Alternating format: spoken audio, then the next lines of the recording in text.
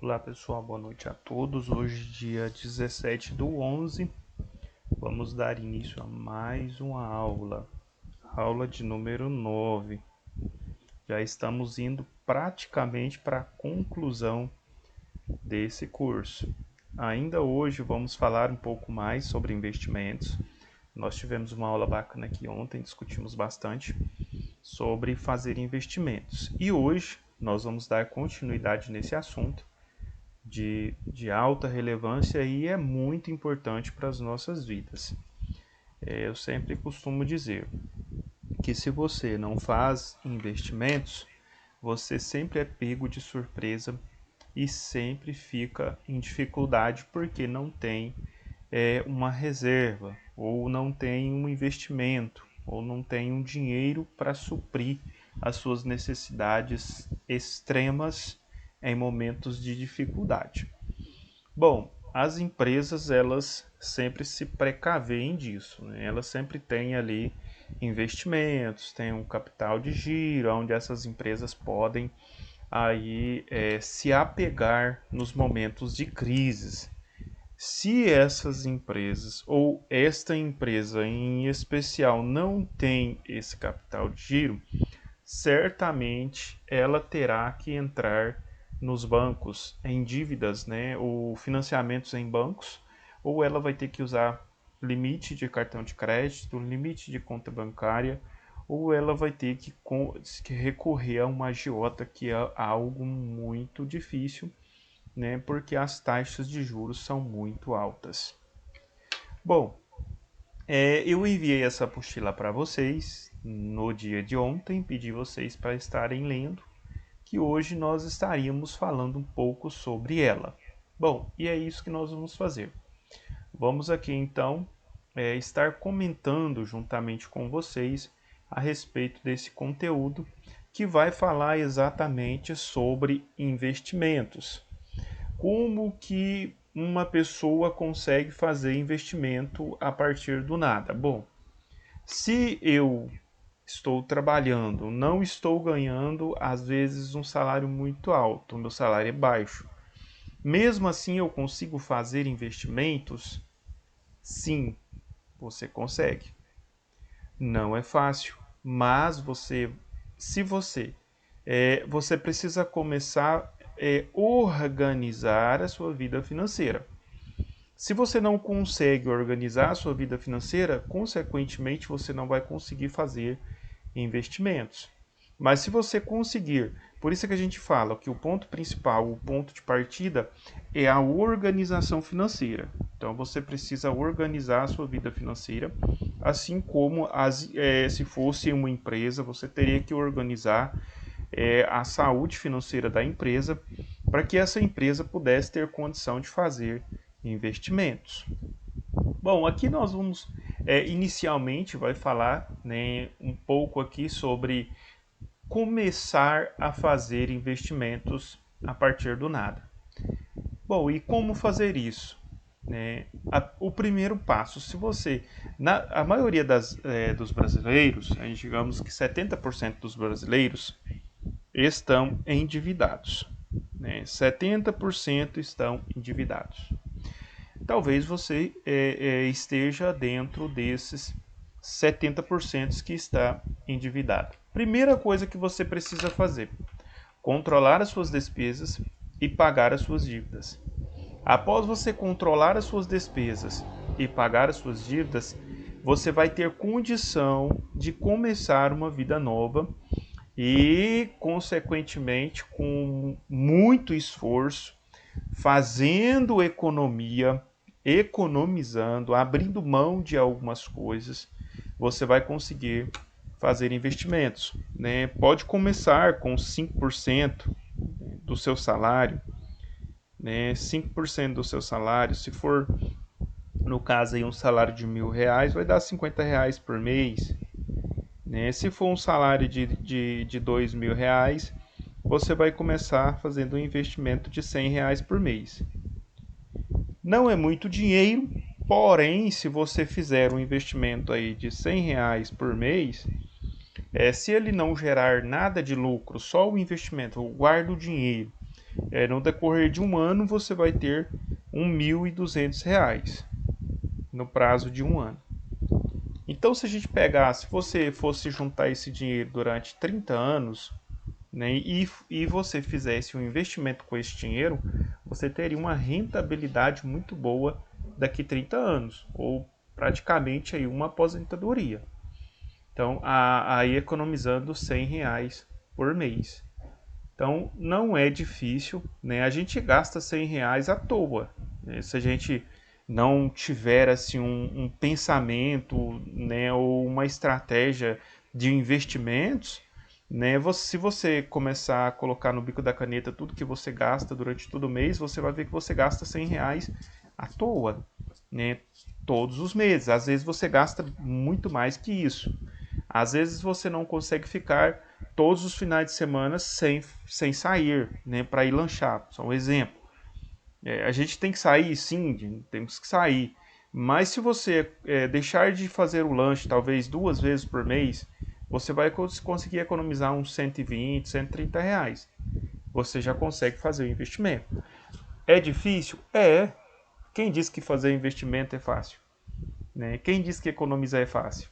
Não é fácil, economizar é difícil, porque tem que cortar, né? Cortar algumas privilégios que nós temos, e aí você vai cortar os privilégios de você mesmo. Às vezes cortar privilégio de funcionário é muito fácil, né? A empresa quer reduzir ali as suas despesas, então vamos começar a cortar os privilégios dos nossos colaboradores. A empresa BRF agora recentemente ela trouxe uma proposta para os seus colaboradores, porque os colaboradores da BRF eles têm um vale alimentação ou uma cesta básica todos os meses. E aí a BRF, por conta de despesas e tal, o que ela fez? Temos que economizar. Como economizar? Vamos cortar despesas. De quem vamos cortar? Dos nossos colaboradores. E de que forma? O funcionário que faltar mais de 2 dias com atestado médico perde o vale refeição ou a cesta básica que ele ganharia no final do mês. Então, 2 dias de atestado, perdeu a cesta básica ou o vale alimentação. Bom, no final do mês nós vamos economizar aí, quem sabe, 1.000, 2.000 cestas básicas. Ou vale refeição, que está em torno aí de uns R$ 250. Então, se nós economizarmos 250 de 2.000 funcionários, nós teremos aqui uma economia de R$ 50.000. Bom ou não é? Aí os funcionários ficaram revoltados, tá? E eu não tiro a razão deles. Fizeram até manifestações ali próximo da empresa para tentar reverter essa situação. Mas a empresa, quando se fala de benefícios, ela pode te dar ou não, né? Benefício não faz parte do salário, né? Para vocês entenderem, no seu salário a empresa não pode mexer. Se você ganha 2 salários, ela não pode mexer no seu salário, né? Agora, nos benefícios que você ganha, aí sim ela pode mexer a qualquer tempo. Por exemplo, a cesta básica é um benefício, é uma bonificação. Hora extra é um benefício, é uma bonificação, é algo que vem, né, de fora. Outro exemplo, comissões também fazem parte, né, de bonificações. Então, essas bonificações, elas podem ser tiradas a qualquer momento. No seu salário ela não pode mexer, mas nas bonificações eles podem. Por isso é que eles fazem essas manobras, exatamente, né, para poder gerar economia. Então, economizar não é fácil, economia se faz com sacrifício. Então, se vocês pretendem fazer investimentos, né, já vão aí pegando essas dicas. Não é fácil, né, mas você tem que pensar em algo grandioso, ou você tem que pensar em um retorno satisfatório a tal ponto de fazer com que você se sacrifique agora para daqui uns anos você falar assim, eu estou colhendo os frutos do meu sacrifício. Tem muita gente que está andando de carro novo, tem muita gente que tem uma casa nova, tem muita gente que conseguiu formar os filhos numa boa faculdade, mas aí você não sabe por quê. E eu vou te falar. Porque fizeram sacrifícios lá atrás. E você não viu o momento em que eles estavam fazendo sacrifícios. Você está vendo agora a colheita dos frutos. Mas o momento do sacrifício vocês não viram. Né? Interessante isso. Tá? Se vocês têm o sonho de fazer alguma coisa grandiosa, se vocês têm o sonho de ter alguma coisa, de construir, de comprar um carro novo, de comprar uma casa nova, comece a trabalhar esse sonho. Nada é impossível. Só que você precisa sacrificar alguns desejos, algumas vontades. Você precisa sacrificar alguma coisa. Já que nós não nascemos ricos, então nós precisamos trabalhar muito e administrar muito bem aquilo que ganhamos para conseguir fazer alguma coisa, certo? Bom, eu não sou rico, tá, gente? Eu tô falando assim, estou falando mais por mim do que por vocês. De repente vocês têm até uma vida mais equilibrada do que eu, mas estou falando por mim, né? Eu não nasci rico, então eu preciso trabalhar e administrar muito bem para que eu possa conseguir conquistar alguns sonhos, né? Para que eu possa conseguir realizar alguns sonhos. Então é com muito esforço, é abrindo mão de muita coisa. Bom, vamos aqui um pouco mais para frente para a gente poder. Nós falamos um pouco sobre tesouro direto e nas aulas anteriores nós falamos bastante disso aqui também. Né, como fazer investimento tesouro direto, deixei alguns vídeos aí bem explicadinho para vocês terem um pouco de conhecimento. Bom, nós temos aqui um exemplo de investimento. Por exemplo, quem investiu aqui R$ 1.000 em um CDB com juros de 5%. Então ele terá 1.050 ao final do primeiro ano. Isso aqui nós temos só um exemplo básico, né, de uma pessoa que investiu R$ 1.000 em um juro de 5% ao ano. Esse juro é muito baixo, isso é juro de poupança praticamente. Então, nos dias em que nós estamos vivendo, esse tipo de juro aqui não cobre a inflação, porque como a inflação ela está oscilando muito, então tudo bem que você vai conseguir guardar dinheiro, né? Mas isso aqui não é vantajoso dos dias que nós estamos vivendo. Aqui você teria que ter pelo menos uns 20, 25% ao ano para você ter uma margem melhor um pouquinho. Para vocês terem noção, se você financiar um carro usado hoje, você vai pagar uma taxa de mais ou menos aqui, ó, 3% ao mês. Então é 3% ao mês sobre o valor do capital. Agora imagina você ganhar 5% ao ano, isso não vira nada, é merreca, não cobre a inflação, entendeu? Mas aqui tem um exemplo, né, só para vocês entenderem mais ou menos como funciona. Mas juro de poupança não está rendendo não, agora não, no momento está muito fraco.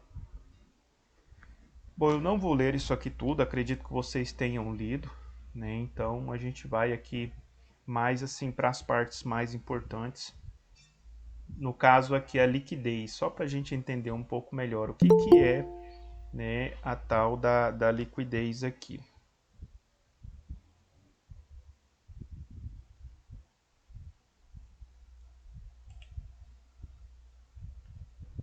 Vamos lá para vocês entenderem aqui um pouquinho sobre liquidez.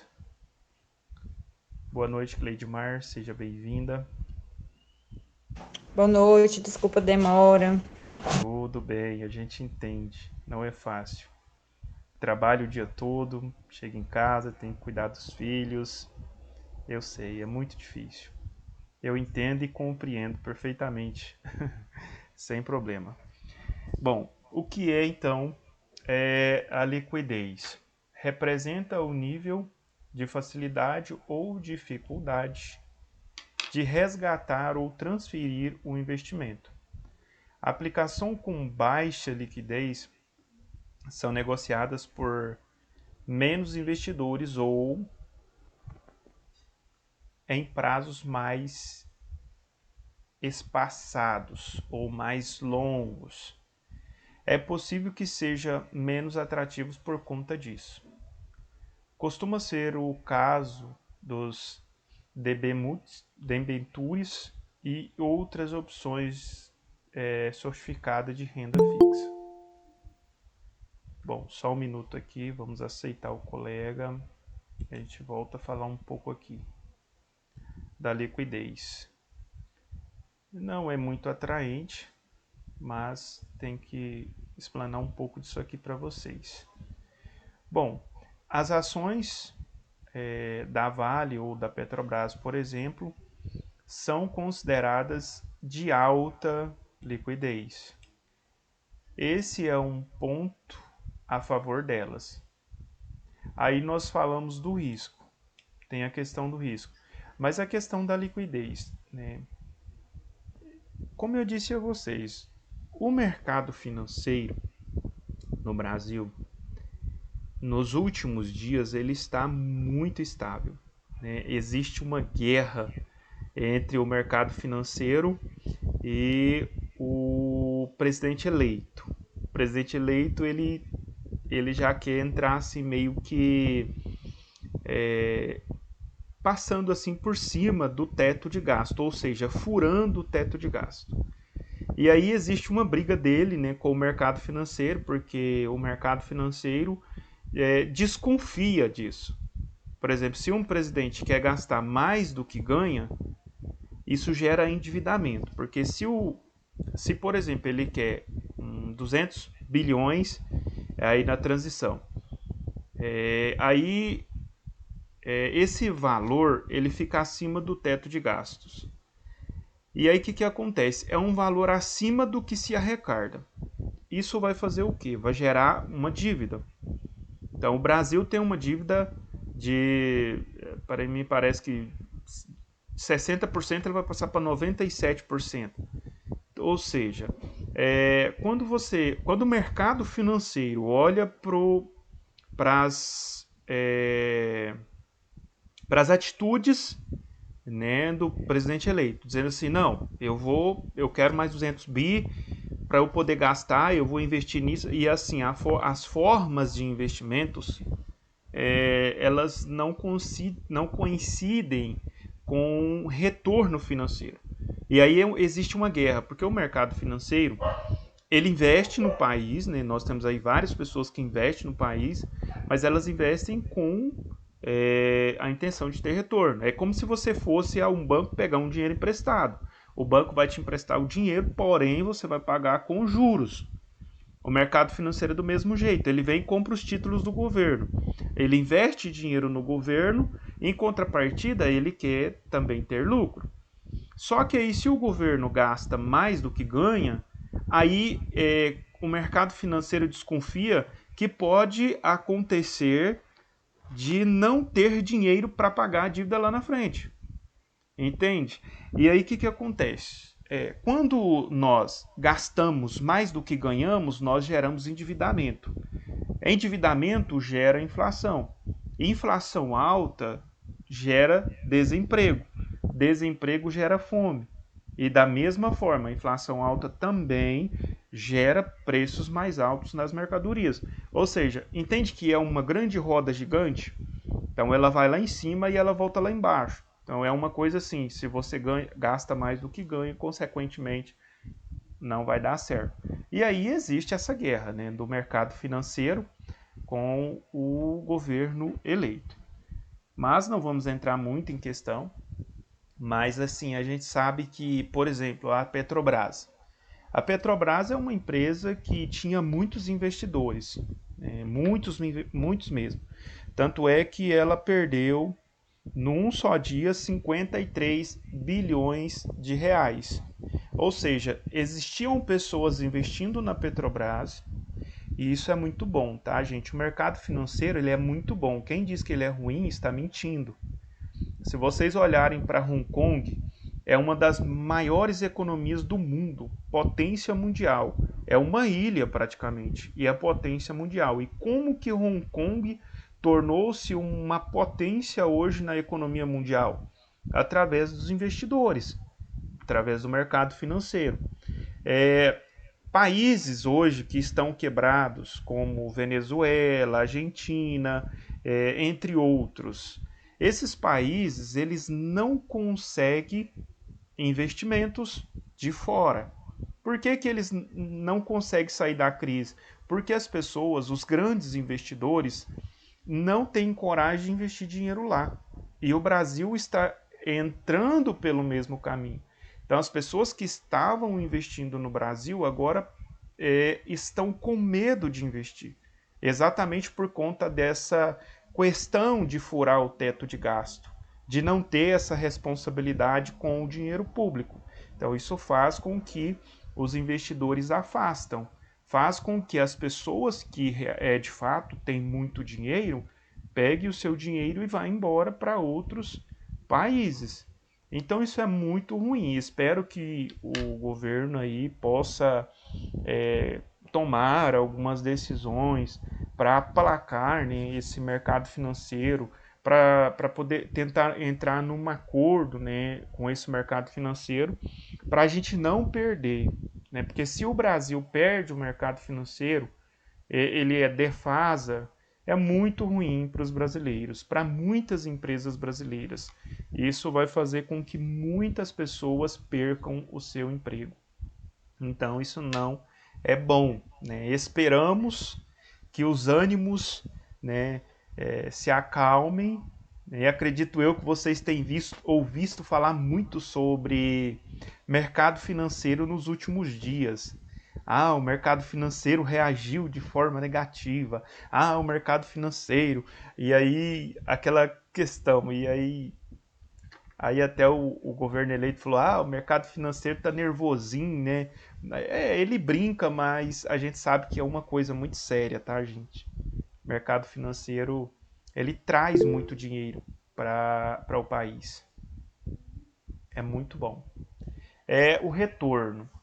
Toda pessoa que faz um investimento. Professor, Oi, pode falar. eu queria só ver se eu entendi o que é liquidez e se tem a ver o que eu vou perguntar. Aham. Quando o investimento ele tem baixa liquidez, geralmente a rentabilidade é maior ou não tem nada a ver? Quando ele tem baixa liquidez. É exatamente, porque só que também tem a questão do tempo, né? Aí o tempo se estende. Quanto maior o tempo de investimento, maior é o retorno. E quanto menor o tempo de investimento, menor vai ser o retorno. E o risco depende da empresa, depende da. Exatamente. Ah, Depende tá. muito do país também, né? Da questão governamental de um país. Porque as empresas, geralmente, elas estão. É. Tudo movimenta no Banco Central do Brasil. Todas essas movimentações financeiras passam pelo Banco Central. Então, existe ali uma confiabilidade dos bancos e entre essas empresas, né, que abrem esse capital para as pessoas fazerem investimentos. Agora, por exemplo, nós temos as empresas estatais, que é as empresas ligadas ao governo, e temos as empresas privadas. Só que de todas as formas, para que o mercado financeiro funcione bem, tem que ter a confiabilidade do governo. Porque se você vai investir, por exemplo, 5 milhões em um país, por mais que a empresa pode ser a melhor empresa do mundo, a melhor empresa, a mais rica do mundo, pode ser uma empresa privada que não tem nenhum tipo de negócio com o governo.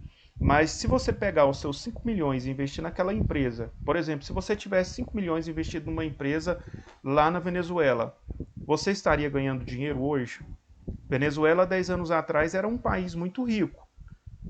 A Argentina, 10 anos atrás, era potência. Se você pegar os números aí, você vai ver que a Argentina, 10 anos atrás, um mango era $1. Então, um mango, $1. Hoje, você precisa de 250 mangos para comprar $1.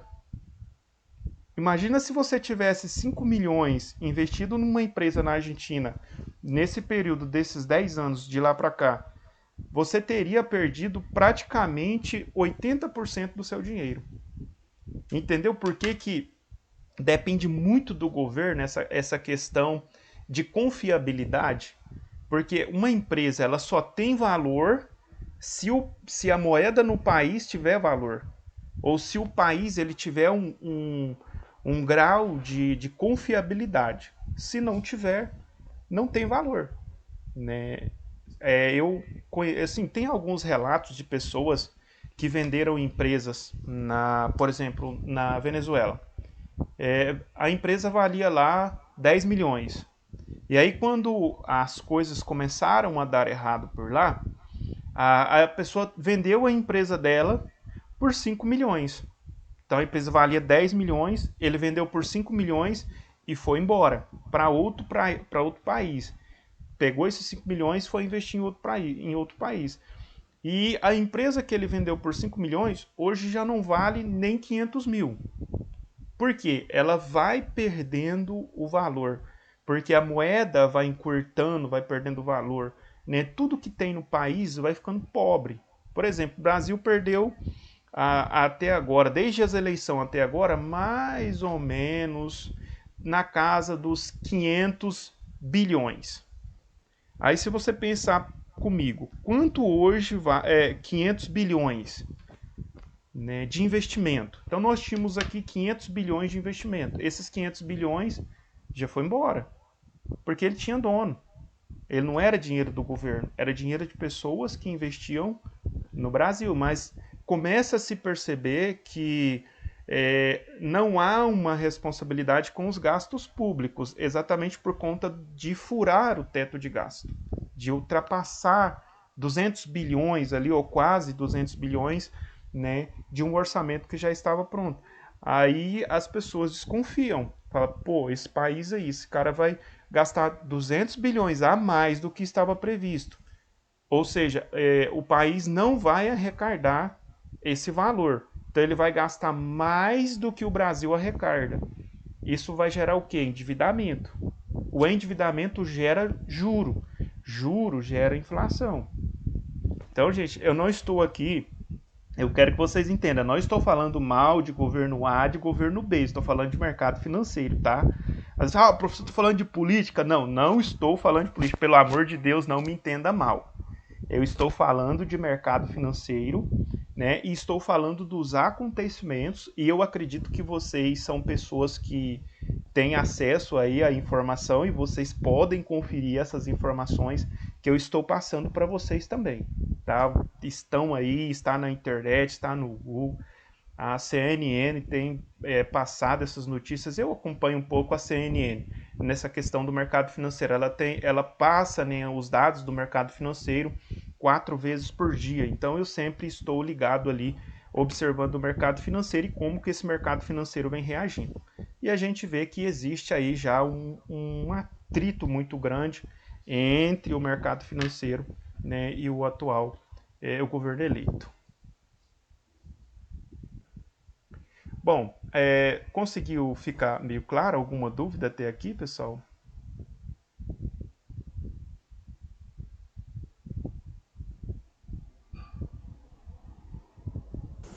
Davi, me tira só uma dúvida. Sim? A liquidez, a questão da liquidez aí, eu fiquei, sim, meio sem entender. A liquidez, quando tem muita liquidez, é que você pode tirar o dinheiro rápido, e quando tem pouca liquidez, é que você tem que deixar o dinheiro mais tempo lá, para poder tirar. Bom, vamos ler aqui de novo para ver se eu consigo passar uma informação um pouco mais clara aqui. A questão da liquidez. Representa o nível de facilidade ou dificuldade de resgatar ou de transferir um investimento. Então nós temos a questão né, o primeiro passo, né, facilidade ou dificuldade de resgatar o dinheiro. Quando você faz um investimento, existem investimentos de curto prazo e existem investimentos de longo prazo. Aí vai muito do contrato que você está assinando. Esses investimentos podem ter juros taxados de forma fixa ou variáveis. Quando é um juro de forma fixa, você pode, em qualquer tempo, requerer esse dinheiro dependendo do contrato. Se você fizer um contrato de 1 ano, ele vai ter que ficar por 1 ano. Se você trabalha com investimentos de alta liquidez, eu vou mais para frente aqui para a gente entender melhor. Peraí, eu parei aqui. Aplicações com baixa liquidez são negociadas por menos investidores ou em prazos mais espaçados. É possível que seja menos atrativos por conta disso.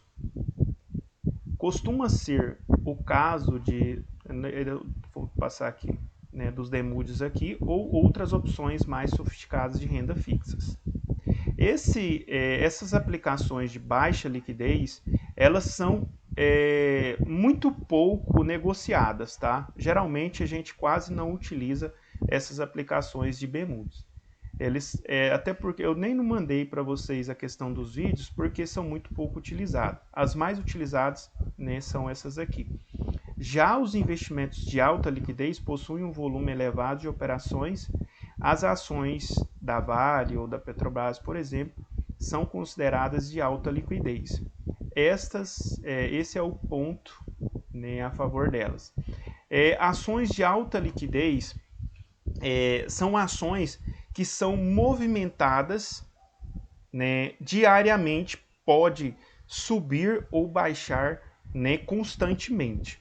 Essas ações de alta liquidez, a questão do tempo, isso aí é negociado por você no momento do contrato. A questão da liquidez dela aqui, por ela ser baixa ou alta, no caso de baixa liquidez, são aquelas empresas que não movimentam muito capital em tempos variáveis. Ela movimenta pouco capital, mas de forma constante. E as empresas de alta liquidez, elas movimentam muito capital constantemente. E esse capital ele oscila muito para cima e para baixo, né? Tanto é que aí a gente viu a questão da Petrobras, que as ações da Petrobras elas oscilam o tempo todo para cima e para baixo. São essas empresas de alta liquidez, geralmente, elas são muito boas para você ganhar dinheiro diariamente. Então, geralmente, os investidores, muitos não investem para deixar o dinheiro lá 10 anos, 15 anos. Eles investem de manhã, tira de tarde, investe à noite, tira no outro dia, investe hoje, tira amanhã. Então, porque elas variam muito nessa questão das operações para baixa ou para cima. Então, às vezes ela amanhece lá embaixo e quando é à tarde ela já está lá em cima. Então, aí a gente fala que ela é de alta liquidez. E aí você consegue ganhar dinheiro de forma muito rápida nessas empresas. Consegui explicar para vocês ou ficou meio confuso? Eu entendi. Tranquilo. Tá. Então, a questão do risco. O risco, como eu disse a vocês, toda empresa tem risco. Não existe risco zero para você fazer investimento. Né? Não existe falar assim, não, esse aqui é zero risco. Principalmente quando você vai fazer investimento em bancos, em estatais, em empresas privadas, seja qual for. Todas têm um risco. Só que tem umas que têm um risco lá em cima e tem umas que têm um menor risco. Geralmente as que têm um risco maior são as que pagam mais. Quanto maior o risco, mais elas pagam. Então, só que aí a gente precisa analisar muito. E existem várias formas também de investimento. Então, o risco sempre vai ter. Aí você precisa analisar cada empresa, tá? a história da empresa, qual é os planos futuros dessa empresa. Essa empresa tem feito investimentos para crescimento. Então, assim, quando você vai investir em uma determinada empresa, você vai comprar as ações. Ah, eu quero comprar 500 mil reais de ações na Petrobras. A Petrobras é uma estatal governamental e privada. Você precisa analisar, porque aí a Petrobras ela pode sofrer interferências governamentais. E isso pode fazer com que a empresa, né, perca ali o seu equilíbrio e pode gerar prejuízos, ao invés de gerar lucros. Então a gente tem que tomar cuidado. Ah, são empresas privadas. Você tem que fazer a mesma análise. Essas empresas privadas que você quer comprar ações, nós temos a BRF. A BRF é uma empresa muito boa. Se você tem vontade de investir em ações, eu super indicaria, né, você comprar ações da BRF. Né, porque é uma empresa que tem feito muitos investimentos aí, tem uma história, né, tem um diretor, é o cara, né, quem não sabe, não conhece aí é o Abílio Diniz. Ele é o herdeiro do Pão de Açúcar no Rio de Janeiro. Então ele vendeu o Pão de Açúcar e comprou a maior parte das ações da BRF. Então ele é o sócio majoritário e administrador daquela empresa. Então uma empresa que vem crescendo aí de forma muito acelerada, muitos investimentos, e eu super indicaria você, né? Só que é uma empresa de baixa liquidez, não é uma empresa de alta liquidez. Por quê? Porque ela é uma empresa que gera lucros constantes, ela não é aquela empresa que gera lucros exagerados em pouco tempo, ou também gera prejuízos. Não, ela é firme e constante. É um percentual pequeno, mas, né, no final, se você for investir aí 10 anos, 15 anos, 20 anos, vai te trazer um resultado positivo.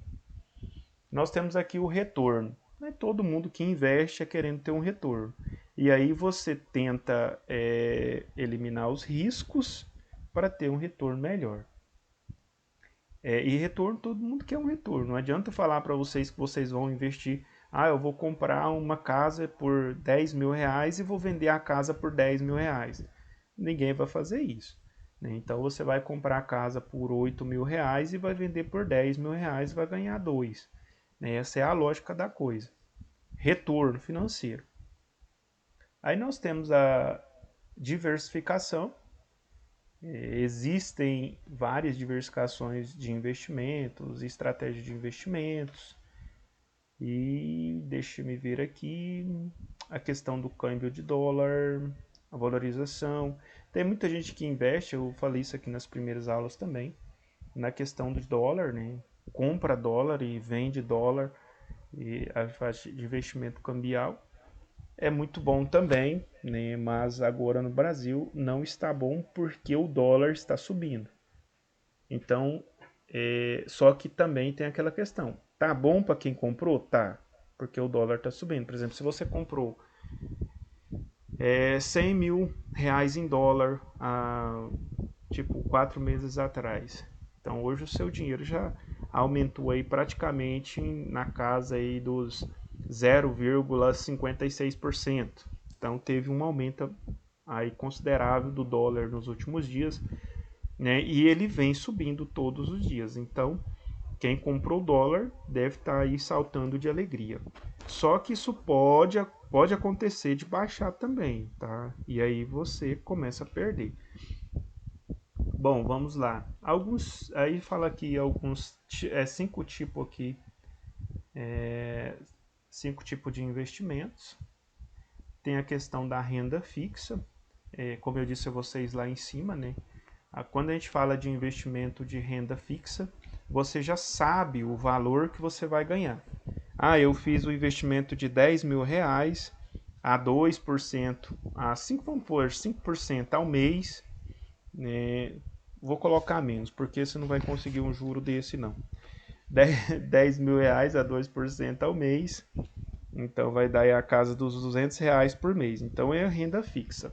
Você já sabe quanto você vai ganhar por mês, né? E somando isso aqui, você sabe quanto você vai ganhar. Por exemplo, se você fez um contrato de 1 ano, Então você vai somar aqui os R$ 200 vezes 12 e você sabe quanto você vai ganhar lá no final. Então a gente fala isso de renda fixa. É no momento que você faz o contrato, você já sabe quanto você vai ganhar no final.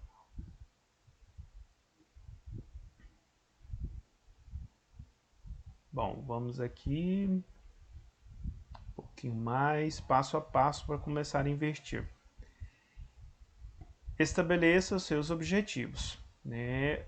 Não existe, não tem como fazer investimentos sem ter grandes objetivos. Como eu disse a vocês, gastar dinheiro é muito fácil, as dificuldades da vida sempre aparecem, a gente está aí vivendo um mundo muito atribulado, com muitas dificuldades, e gastar dinheiro é muito fácil mesmo. Então, quando a gente fala de fazer investimentos, né, a gente precisa ter, né, estabelecer alguns objetivos futuros. Por que eu quero investir? Para garantir minha aposentadoria no futuro? Por que eu quero investir? Para comprar minha casa própria? Por que eu quero investir? Para comprar um carro novo?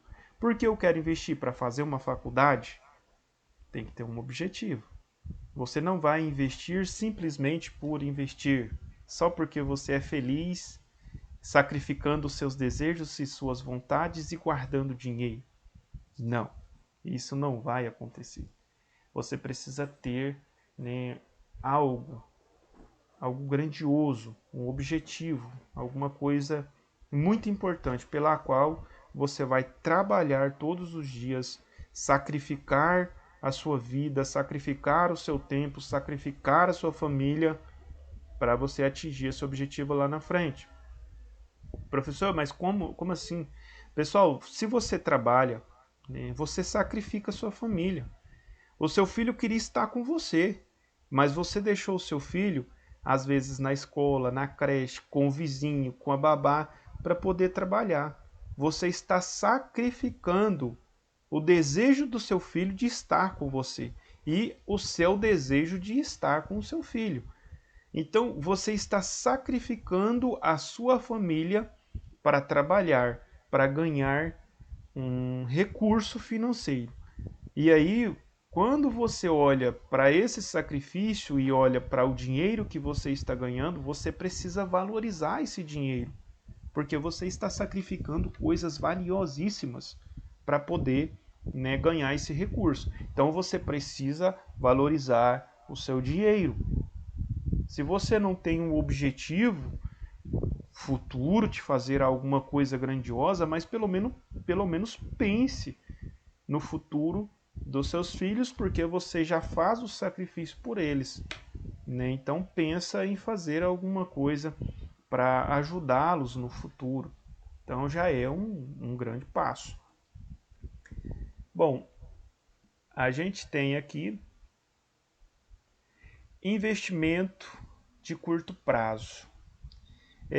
Investimento de curto prazo são aqueles investimentos, né, que você faz ali com retorno rápido. Eu vou fazer um investimento de 1 mês, de 2 meses. Eu quero guardar dinheiro para a formatura do meu filho, que vai ser daqui a 3 meses. Então você faz esses investimentos de curto prazo. Né? Pode investir em poupança, pode investir de outras formas também. Aí nós temos os investimentos de médio prazo, né, que vai ali de 1 ano, 2 anos. São investimentos um pouco mais longos. Você pode fazer esse tipo de investimento, por exemplo, para guardar dinheiro para você fazer uma viagem. Eu quero fazer um tour lá pela Europa. Você vai guardar dinheiro ali médio prazo, 2 anos, para fazer essa viagem. Eu quero visitar a França, eu quero conhecer, né, aquela torre bonita, maravilhosa.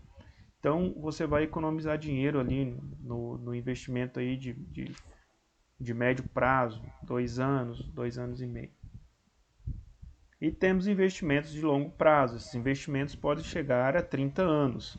A gente pode falar esses investimentos aqui de previdência privada, você garantir uma aposentadoria aí no final de sua vida, né? E você pode estar investindo aí 10% ou 15% do seu salário para você ter, né, essa aposentadoria garantida no futuro.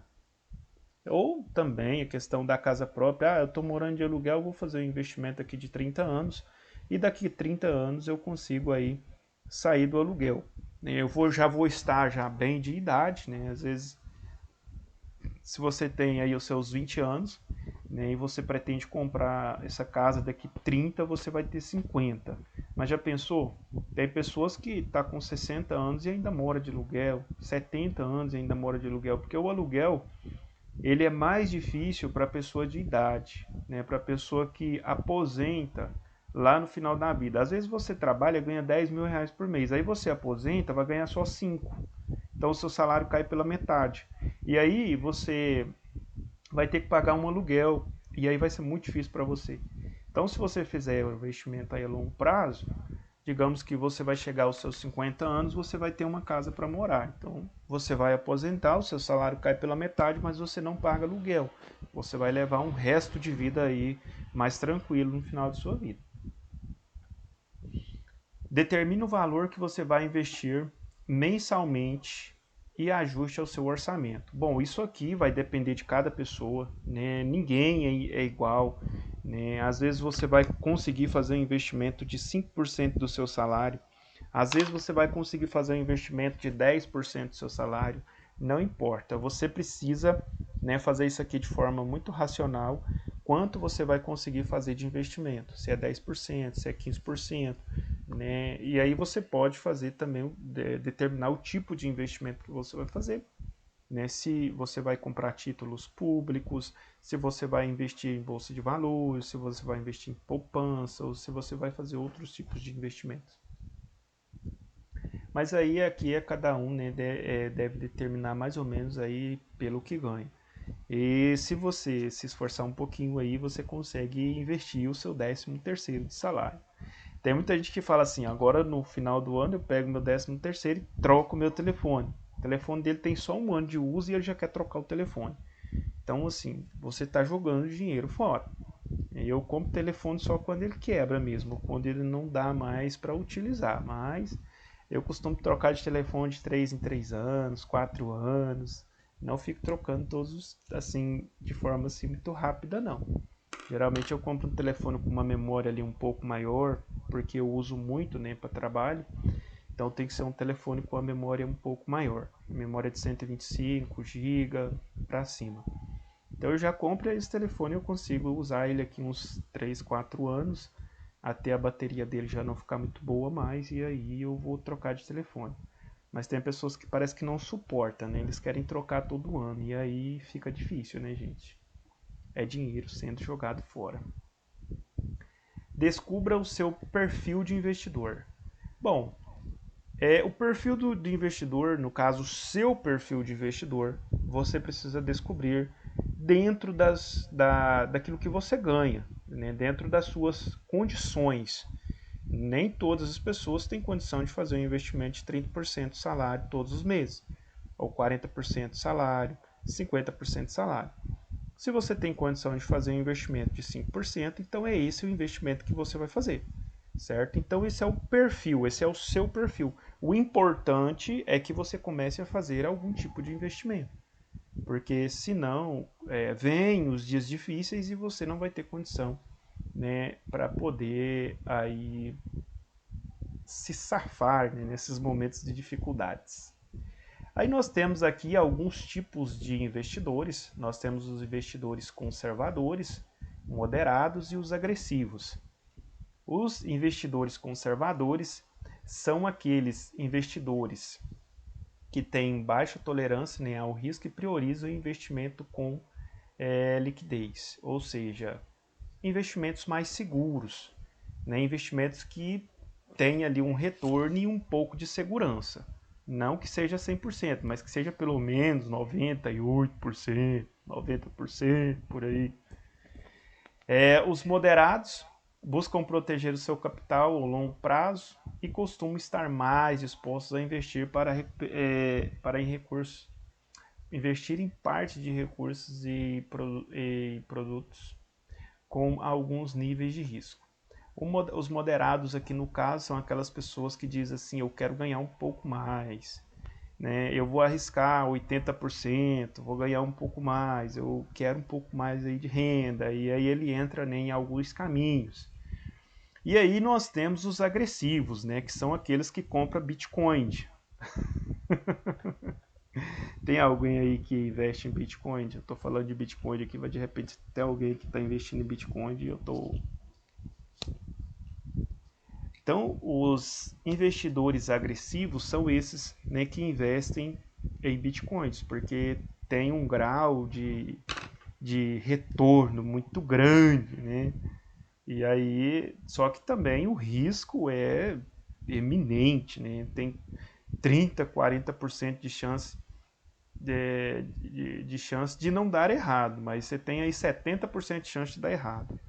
Então, tem um índice aí de retorno muito grande, porém, né, ele pode trazer prejuízo para você. Bom, vamos aqui um pouco para frente. Estude sobre o investimento que defina uma carteira baseada nos objetivos e perfil. Isso aqui também você vai analisar o seu perfil de investimento e definir, né, qual tipo de investimento que fica melhor para você.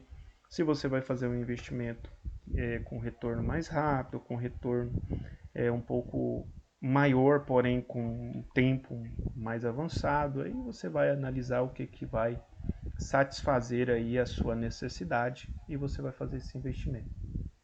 Abra uma conta em uma corretora. Se você quiser fazer algum tipo de investimento em ações, você precisa abrir uma conta em uma corretora, né, onde você vai fazer essas transações, né? Geralmente aí nós temos várias corretoras de seguros que fazem essas transações. Então você vai conseguir comprar, né, ações nessas corretoras. Você não tem como você fazer isso, né, de forma direta. Sempre tem essas corretoras onde você consegue ali negociar essas ações.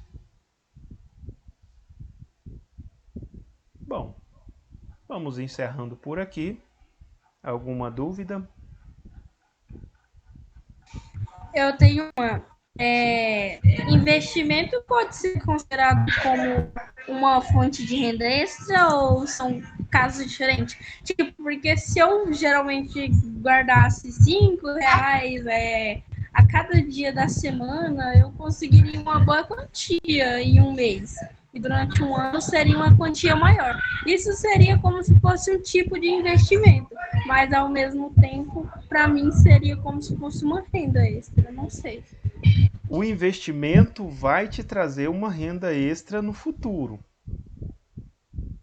Por exemplo, eu tenho uma renda extra de alguns investimentos que eu fiz. Por exemplo, eu comprei alguns imóveis e aí eu alugo esses imóveis.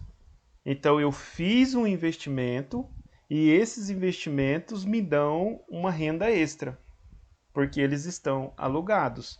Então hoje praticamente eu já tenho uma aposentadoria só dos imóveis que eu alugo. Então hoje eu tenho uma renda de R$ 1.900 de aluguel. Então é uma renda extra.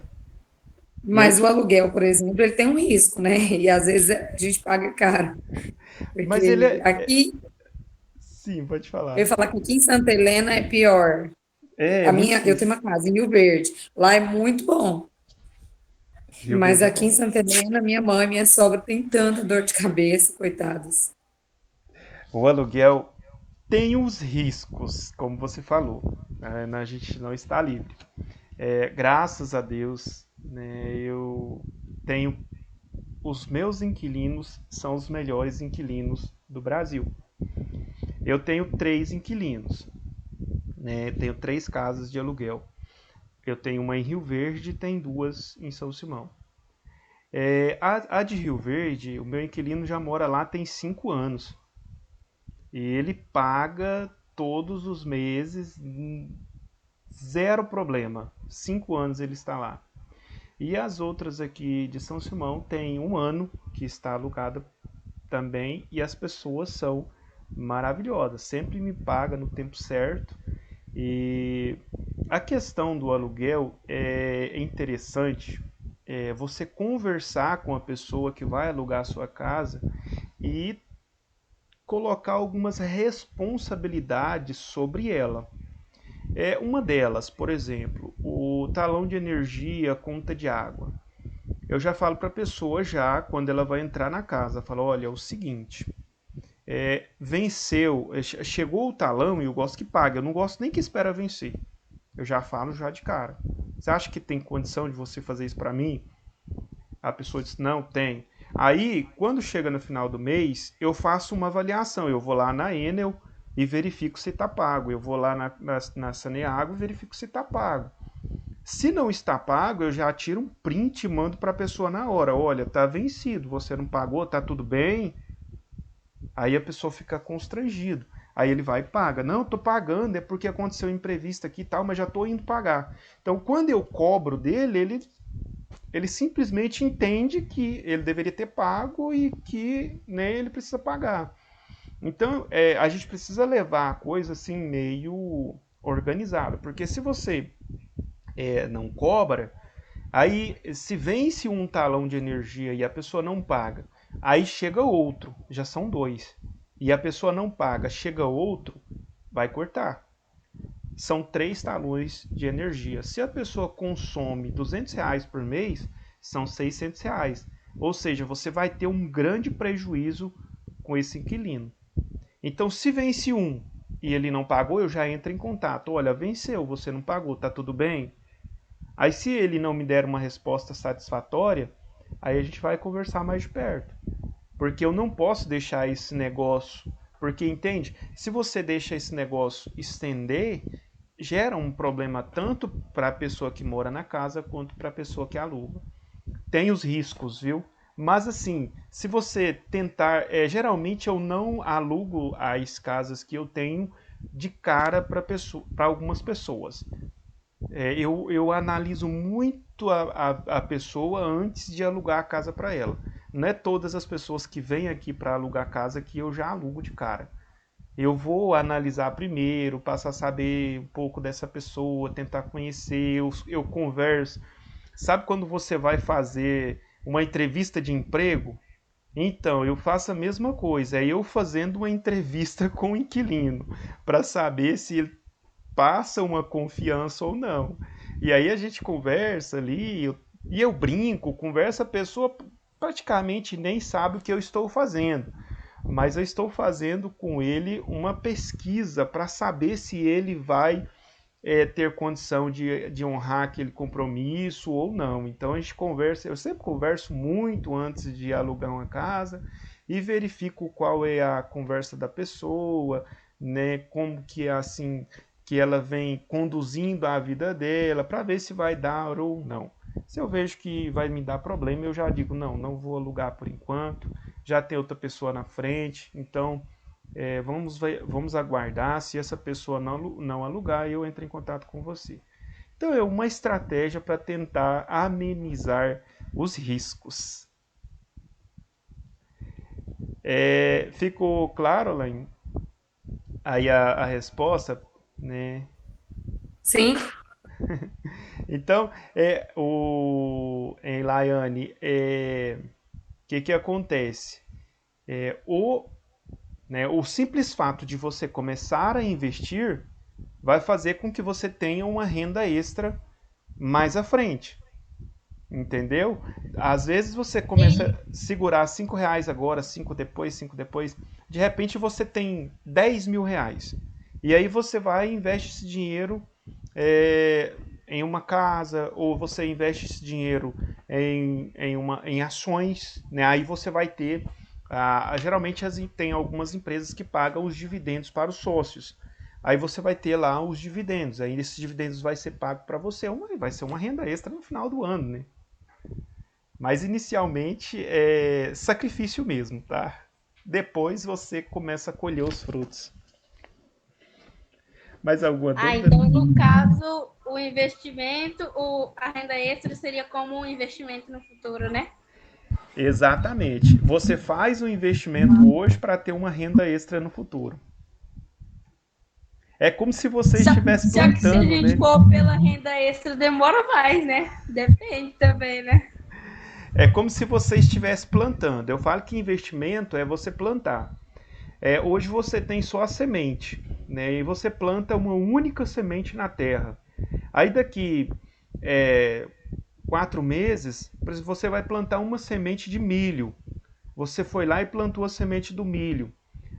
Daqui 3, 4 meses ele vai crescer, né? Vai dar ali, às vezes, um pé vai dar 2 espigas e você vai colher mais ou menos ali uns 450 a 500 grãos, a 500 sementes ou grãos. Ou seja, você plantou uma e vai colher 500. Então, você fez um investimento. Agora sim, depois de um tempo, você colhe os frutos daquele investimento. Aí sim já vai ser uma renda extra. Então, no momento que você está investindo, é só sacrifício. É muito sacrifício, mas lá na frente, esse sacrifício se transforma em benefícios. E aí você começa a ter essa tão sonhada renda extra, ou essa tão sonhada aposentadoria, ou esse tão sonhado dinheiro extra, né, que vai entrar na sua conta todos os meses. Alguma pergunta a mais? Não? Podemos encerrar? Pode. Bom, pessoal, amanhã é a nossa última aula. Amanhã a gente encerra o curso. Então, o que a gente vai fazer? Amanhã a gente vai ter mais uma aula aqui. Todos vocês fizeram a atividade que eu passei? Sim. Ótimo. Então, amanhã a gente só vai fazer mais uma última aula. A gente vai corrigir aquelas atividades. E amanhã também a gente vai fazer uma aula aqui de despedida, onde a gente vai conversar, trocar mais umas ideias. Se vocês tiverem alguma dúvida aí a mais, vocês trazem pra gente, né? Se tiver algum tema importante que vocês quiserem discutir também, vocês trazem pra gente. E amanhã a gente faz um aulão concluindo aí o curso. Muito obrigado pela... Sim? Pergunta, você vai dar aula na sexta? É o final do curso total ou só do seu Bom, tema? o meu tema termina na sexta, né? Que é amanhã. O meu tema. O curso de vocês, eu acho que já termina amanhã tudo, não?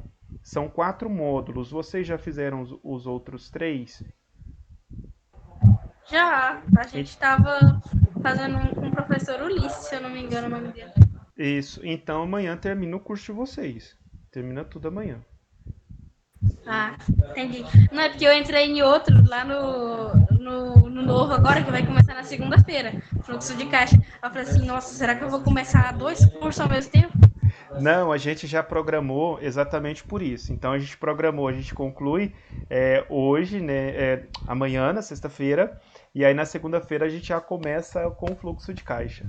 Esse do fluxo de caixa será 2 semanas, né? São 2 semanas só, são 10 aulas, e vai ser muito bom, viu? É um curso muito bom.